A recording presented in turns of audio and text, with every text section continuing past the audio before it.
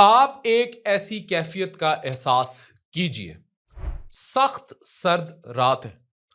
आपने अपने किसी प्यारे को खो दिया और बाहर डीप साइलेंस, अंधेरा और आप कमरे में तन्हा हैं। आपको उसकी यादें आके जकड़ लेती हैं। आपको ठंडे पसीने आने लग जाते हैं। दिल की धड़कन तेज हो जाती है। शदीद कपकपी तारी हो जाती है और फिर आपको सांस आना बंद हो जाता है। You go in A state of panic attack. यहां से अगर वस्फ को पढ़ें तो ला हासिल के सिलसिले शुरू होते हैं। रब आपको याद दिलाता है कि अगर आपने अपने मनपसंद को खोया है तो आपकी असल कुछ और थी। लेकिन आज हम इस टर्मिनोलॉजी को मेडिकली भी एक्सप्लेन करेंगे। You go in A state of panic attack. हमने अल्लाह के करीब जाना है, लॉ लगानी है, और वहीं हमने अपनी बीमारी को फिजिकली भी समझने की कोशिश करनी है कि हम इसको कैसे काबू पा सकते हैं। पैनिक अटैक सर्दियों की रातों में बहुत कॉमन है और तन्हाई में अक्सर याद करके लोग इसका शिकार हो जाते हैं। पुरानी यादें, मनपसंद शख्स की याद। मैं ये सारी वीडियो प्योर मेडिकल लॉजिक्स पर बनाऊंगा। तसव्वुफ से इसके गहरे रिश्ते हैं, लेकिन उनको मैं साथ साथ एक्सप्लेन करता जाऊंगा। मैं ये वीडियो बना रहा हूं सिर्फ इसलिए कि मुझे एक खातून डॉक्टर ने राब्ता किया। ऑनलाइन कंसल्ट थी, इंतहाई मजहबी घराने से थी और उसका ब्रेकअप हुए 3 साल हो गए थे और वो शदीद पैनिक अटैक्स के साथ कभी साइकेट्रिस्ट को दिखा रही, कभी पल्मोनोलॉजिस्ट को दिखा रही कि जी सांस बंद हो जाती है, सांस बंद हो जाती है, रात को सांस नहीं आती। लेकिन एक्चुअली वो सफर किस चीज से कर रही थी? ये वीडियो आपके लिए। ये वीडियो आपके लिए है अगर आपने किसी प्यारे को खोया है और आप इस चीज से कोप अप नहीं करना चाह रहे और आप हजारों डॉक्टरों के चक्कर लगा चुके हैं, लेकिन सोल्यूशन इस एक वीडियो में। Panic attack after losing love are deeply tied to psychological effects of emotional distress. ये पैनिक अटैक्स ट्रिगर्स होते हैं and they are very common. ये panic attacks specially relationships breaks के, ये कोल्ड दिसंबर, जनवरी, विंटर नाइट्स में ज्यादा हो जाते हैं। ये कनेक्शन काम कैसे करता है? Why panic attacks happens after lost love? Number 1, emotional shock और रिजेक्शन होगी। आपने लव वन को खो दिया, स्पेशली अभी इन कॉन्टेक्स्ट ऑफ ब्रेकअप और अनरिक्विटेड लव, तो ये ट्रिगर्स करेगा कि आप तन्हा रह गए, रिजेक्शन हो गई, और इससे आपके ब्रेन के अंदर ये सिस्टम एक्टिवेट हो जाता है जिसको अमिगडाला कहते हैं। ये ब्रेन में फियर और इमोशनल सेंटर को एक्टिव करता है जिससे आपकी एंजाइटी का लेवल बहुत बढ़ जाता है। ब्रेन परसीव करता है कि दिस इमोशनल लॉस थ्रेट के तौर पर, इससे फाइट और फ्लाइट रिस्पॉन्स जनरेट होता है। Even though the danger emotional होता है, फिजिकल नहीं होता। ये बिल्कुल ऐसे होता है जैसे आप पर हमला हो गया, लेकिन ये सब इमोशनल होता है। नंबर 2, इसमें न्यूरोकेमिकल इम्बैलेंस इन्वॉल्व है। ब्रेकअप से एक सडन ड्रॉप होता है फीलिंग गुड हार्मोन्स का, लाइक डोपामिन और ऑक्सीटोसिन। ये एसोसिएटेड हैं बॉन्डिंग और हैप्पीनेस के साथ। ये एक वैक्यूम खला पैदा कर देते हैं जिससे हाइटेंड स्ट्रेस होता है, एम्प्टीनेस की फीलिंग आती है और पैनिक अटैक्स के लिए आप ससेप्टेबल हो जाते हैं, यानी आप प्रोन हो जाते हैं कि आपका पैनिक अटैक हो। तीसरा, hyper active rumination. Mind replay करता है, आपके फ्लैशबैक्स चलते हैं। अच्छा, साइंस में ये चीज बहुत ज्यादा साबित नहीं हुई, लेकिन कहते हैं कि जब ब्रेन मौत का शिकार होता है तो आखिरी 30 सेकंड में उसकी जिंदगी के सबसे खूबसूरत लम्हात का रीप्ले चलता है। रूमिनेशन, जब आप उस स्टेट ऑफ कैटास्ट्रॉफिक थॉट्स में चले जाएंगे कि क्या मुझे दोबारा कोई प्यार करेगा, क्या मैं इस काबिल नहीं था या नहीं थी, मेरी जिंदगी में दोबारा आएगा। ये जो नेगेटिव सेल्फ टॉक होती है ये इंटेंसिफाई कर देती है एंजाइटी को और पैनिक को, और तेल मिलता है। चौथे नंबर पर नर्वस सिस्टम की डिसरेगुलेशन हो जाती है। Chronic stress from heart break, दिल टूटने से ओवर स्टिमुलेशन हो जाएगी एक नर्वस सिस्टम की, जिससे सिम्टम्स लाइक हार्ट बीट तेज हो जाना, पसीने आना, कांपना, कपकपी तारी हो जाना, ये सारे की फीचर्स हैं और ये आपको अटैक करेंगे। ये कोल्ड रातों में क्यों वर्स हो जाते हैं, इसमें ये याद रखें कि आप खामोश लंबी रातें होती हैं, तन्हा होती हैं, और ये फिर जो एक सिंबॉलिक होता है कि आप कभी फ़ोन पे इन टच हैं, या जैसे तलाक हुई हुई हो, आप इकट्ठे होते थे रातों को, तो वो टुगेदरनेस का सिंबल चला गया, गर्मी का, सेलिब्रेशन का, छुट्टियों का, जो आपने सब फ़ील किया था, आज वो चला गया।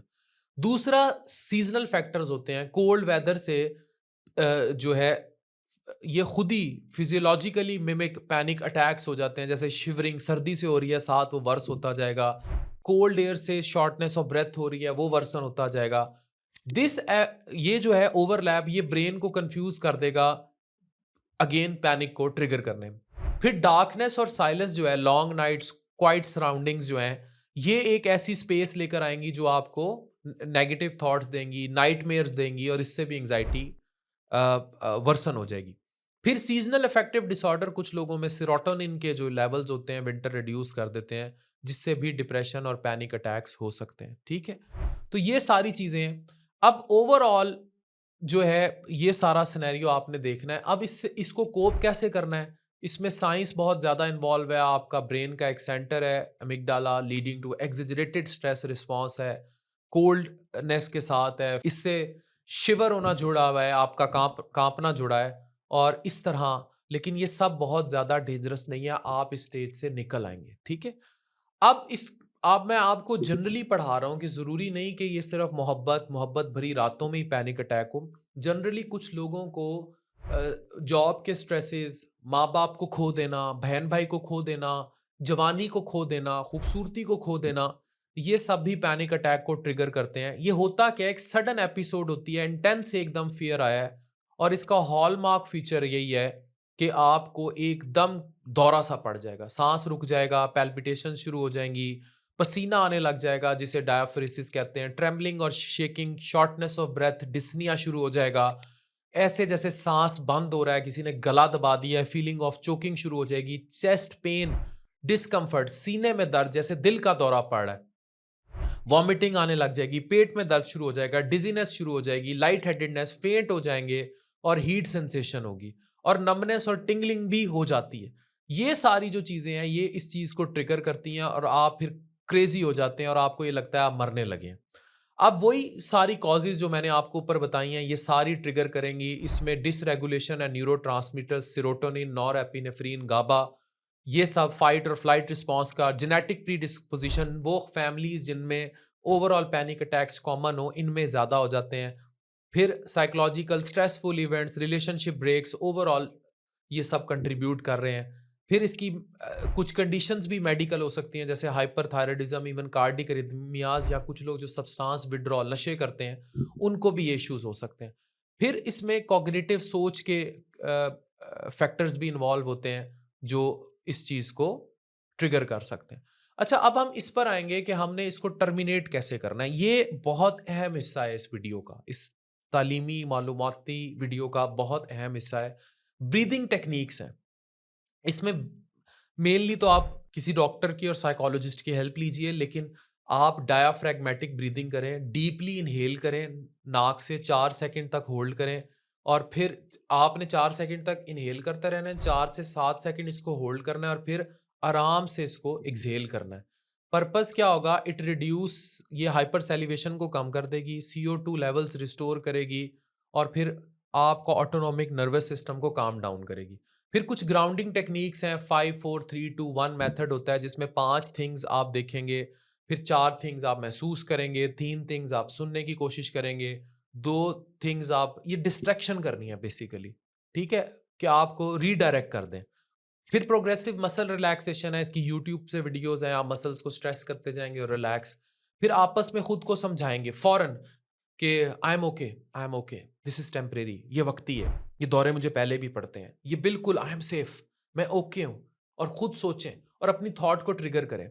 फिर आप ठंडे पानी से अपना मुंह धो लें, ये भी एक्टिव करेगा डाइव रिफ्लक्स को और हार्ट रेट को स्लो करेगा। फिर डिस्ट्रैक्शन टेक्निक्स हैं, 100 से उल्टी गिनती शुरू कर दें, बंद कमरे में तो बाहर चले जाएं, इससे आप निकल जाएंगे। ये तो था पैनिक को खुद टर्मिनेट घर में कैसे करें। लॉन्ग टर्म मैनेजमेंट है, कॉग्निटिव बिहेवियर थेरेपी है, कुछ मेडिकेशंस है, SSRIs, बेंजोडाइजिपीन्स, कुछ beta blockers, they help. Lifestyle modifications हैं, रेगुलर एक्सरसाइज करें, कैफ़ीन, कॉफ़ी, निकोटीन अवॉइड करें, अल्कोहल अवॉइड करें, अपनी बैलेंस डाइट लें, मुनासिब खुराक लें। फिर माइंडफुलनेस और मेडिटेशन की टेक्निक्स हैं कि अपने आप की ये प्रैक्टिस करें और एंग्जायटी लेवल्स को काम करने की कोशिश करें और अपनी चीज़ों को सोचें। अब मैं कुछ आपको समझाऊँगा जिसको मेडिकल साइंस हट के बताती है कि ये नमाज़ और कुरान के करीब आएँ। मैं इन सारी चीज़ों से गुज़रा हूँ। मैंने आपको कहा कि मैं कुछ सिलसिलों में हूँ, मजाज से हकीकत के, और यही मेरी बातों में भी रिफ्लेक्ट करता है। सूरत रहमान ने मेरी बड़ी हेल्प की, नमाज़ ने मेरी बड़ी हेल्प की, मेरी वालदा ने मेरी बड़ी हेल्प की, लाइफ़ में मूव ऑन होने में ने मेरी बड़ी हेल्प की। मैंने अपने आप को डिस्ट्रैक्ट किया, कंस्ट्रक्टिव चीज़ों पर लगाया। मैं आज जो कुछ हूँ, इस इसके पीछे बहुत बड़ा हाथ ला हासिल के सिलसिलों का है। ये मैं राज़ आपको देने जा रहा हूँ। मैं इससे बड़े पैनिक अटैक से गुज़रा हूँ। ये मुझे होते रहे हैं और मैं यही सब करता रहा हूँ जो मैंने आपको सारा एक्सप्लेन किया है। आप भी चाहें तो अपनी मंज़िलें आसान कर सकते हैं। अल्लाह हू